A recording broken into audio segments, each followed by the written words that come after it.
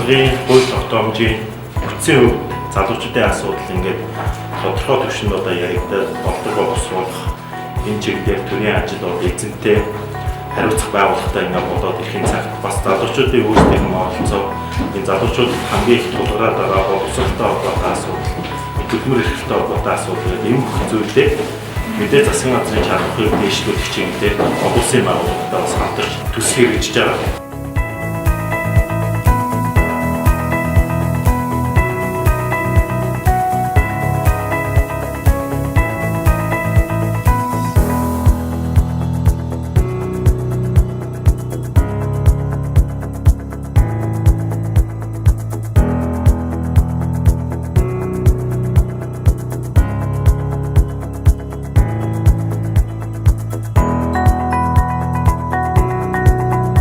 Сургуулиас ажлын байранд шинжлэх ялцол ялангуяа Аз номхон талаан бүсийн хэмжээнд Монгол Улсын хувьд нэлээд тулгымцсан асуудал байна. За сургууль төгсөөд дээр боловсрол эзэмшиж байгаа залуучуудтай бол их байгаа. Энэ бол одоо жил ирэх тусам өсөж байгаа. Гэвч яг үүнтэй харьцуулаад сургуулиас завсарсан сургуулаа төгсөж чадахгүй байгаа. Ялангуяа ядууртай холбоотой бол төгсөж чадахгүй байгаа хүмүүсийн тоо бас үүнтэй зэрэгцэж бас өссөн ийм мэдээлэл юм байна.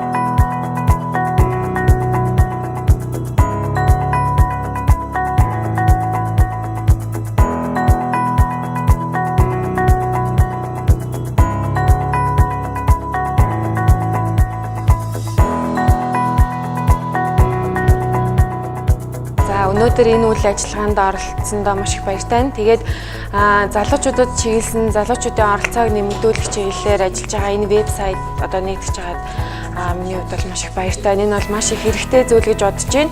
Жишээ нь миний хувьд бол би залууныхоо хувьд яг ийм нэгдсэн сайтнаас ч юм уу мэдээлэл авч байгаагүй.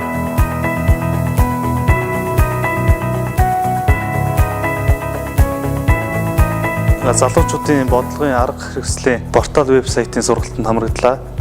За залуучууд маань ер нь мэдээлэл тутамгүй байдлаас болоод одоо нийгэмд ажил хөдөлмөрийн боломжуудыг бол алддаг байгаа.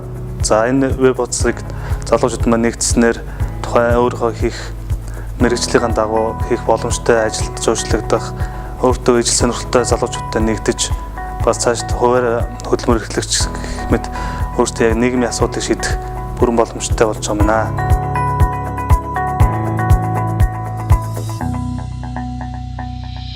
Залуучуудын ажилгүй байгаа бас нэг гол шалтгаан тэдний мэдээлэл дутуу байдлаас бас их болж байгаа юм байна. Тэгээд одоо залуучуудад чиглэсэн тэдний ажил хөдөлмөр эрхлэлтийг дэмжсэн энэ хүн нэгдсэн вебсайт ажиллаж байгаа нь тэдэнд тулгарсан энэ асуудлыг бас шийдвэрлэхэд дэмжлэг болох байх гэж найдаж байна. Тэгээд та бүхэндээ ажил өндөр амжилт хүсье.